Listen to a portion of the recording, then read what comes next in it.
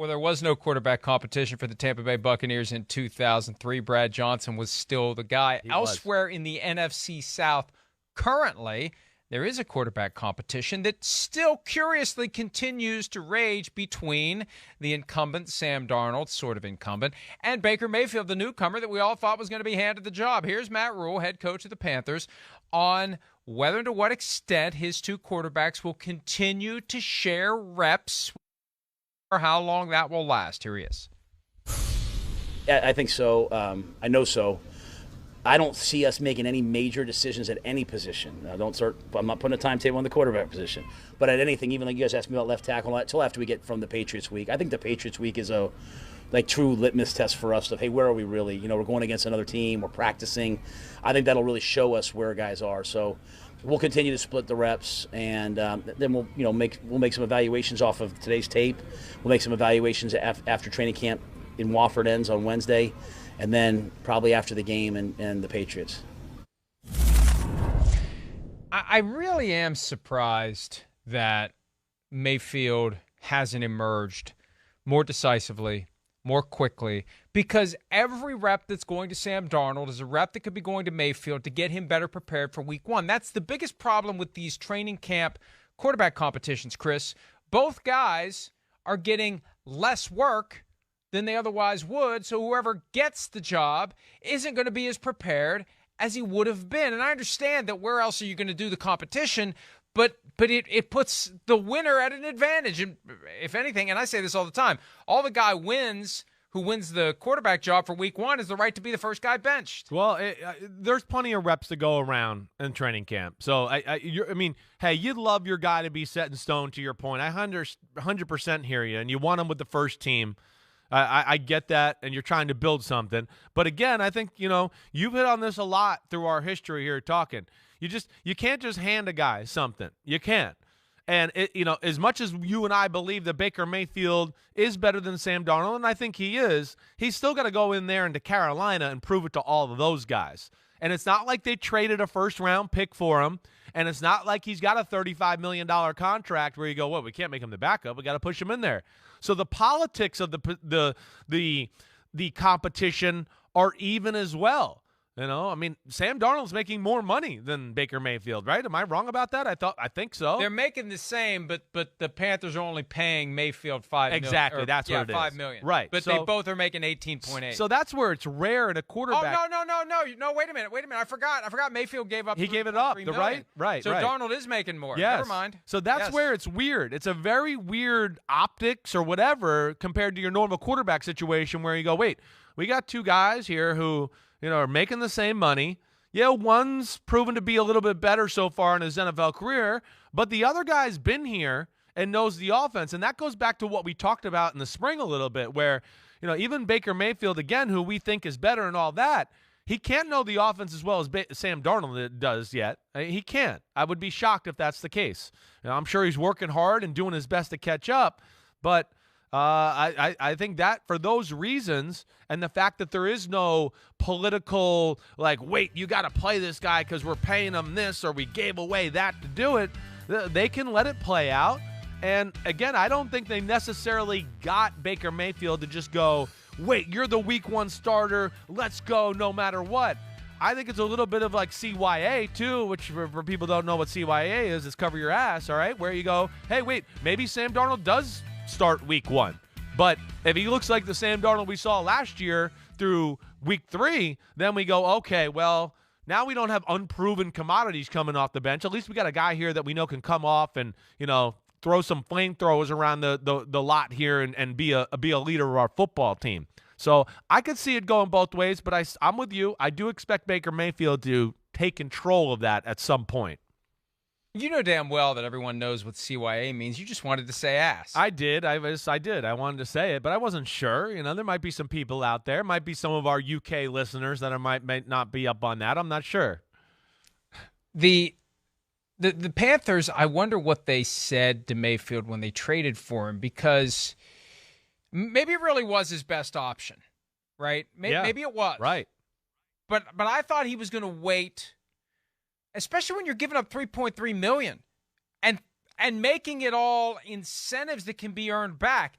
There's no trigger for extra payment for being the backup. You got to be on the field. Right. You got to be achieving. You got to be playing. You got to be doing stuff to make that money back. So did they tell him? What did they tell him? Did he just make a bad assumption? I doubt they told him. Darnold? They wouldn't come after me.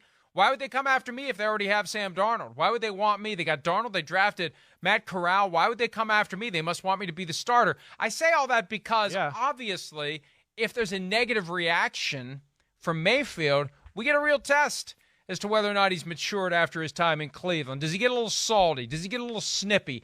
Do we start getting reports from unnamed sources about what's going on in Carolina that trace back, whether there are fingerprints or not, to Baker Mayfield? These are all things to watch and see, because I know there was frustration in Cleveland. A lot of stuff that got out was him talking. That was his platform for venting his frustration. Will that happen in Carolina if he's not the Week 1 starter? Well, I hope not, because, again, I think it would only hurt him. It's only going to hurt him, and I think he realizes that. He's been, putting on his best face so far, for sure, and you can see he's making an impression in the locker room. I mean, we talking noise, talking crap. That's what he does. So there is, some real value in that. But, Mike, I think you hit on it. I don't think there was better options. I don't think there was one out there that was anything that was like, oh, wait. I think he looked at this and went, well, I don't know what else there is. And I think I can beat this guy out, so I'm going to go for it. And then I think what also, plays into the Carolina Panthers' hands, or a team's hands when it's this case, is, again, what we've talked about. Hey, Baker Mayfield loves football. You can say what you want about him. He likes it. He wants to work on it. So his desperation to get on a team and get learning and all that, was used against him there. And he finally just said, forget it. The hell with the $3 million. I'll do another, progressive commercial, and we'll go from there. But I just need to get in somewhere and compete and get going here, because if you wait any longer, you're going to have no chance. And I think that's probably where he was at the end of the day. So, we'll see where this goes. It is interesting.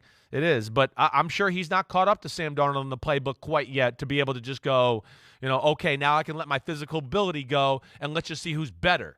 I do believe he's better. But maybe the mental stuff is still not quite, on par with each other there. By the way, the Progressive relationship ended when his relationship with the Browns ended, because Progressive is headquartered in the Cleveland area. I didn't know that. Actually, in Mayfield Heights, aptly named Mayfield Heights, hilarious. Ohio. So Progressive ended. There will be no at home with Baker Mayfield. They were from good, Bank though. of America. They were good. Stadium.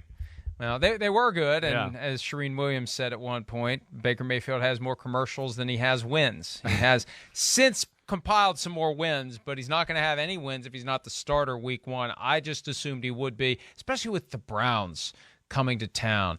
What a slap in the face that would be if he's not the starter for that game. But as of right now, we don't know, and Matt Rhule's not going to make a decision for a couple more weeks at the earliest, because they've got Washington this weekend, and then that trip to New England in the second week of the preseason. We'll see how it goes.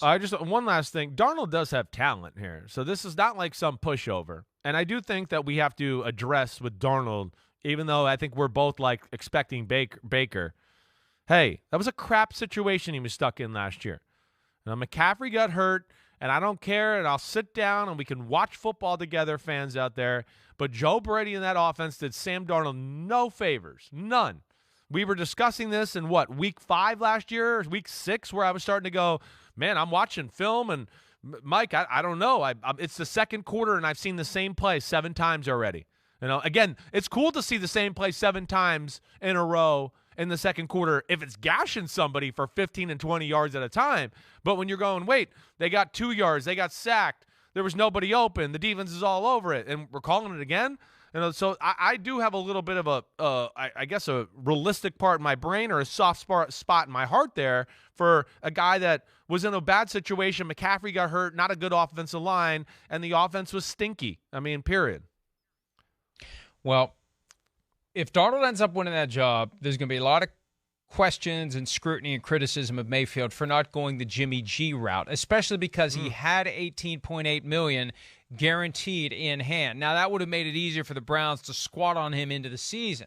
But up until the trade deadline, you just sit back and I don't think he would have been wired to go along That's not his way. It's football season. I need to be part of That's the what I team. mean. I need to Right. be contributing. Right. I can't do this I can't halfway. sit here and do this. Right. Yeah. Right. I think that's Clock's what's ticking on my unfortunate. career. Right. That's what's unfortunate for the players. That's where they're a little powerless sometimes. You want to play, you want to go, and we know teams use that against you. Oh, he won't hold that long. He likes football too much. He's going to be here, and we've talked about this before with certain other players where, yeah, it gets used against them because, like you said, the clock is ticking. And you got to get going, and your careers aren't that long unless you're Tom Brady. Hi, I'm Mike Tirico, and thanks for watching. Make sure to hit subscribe for the latest news and highlights from NBC Sports.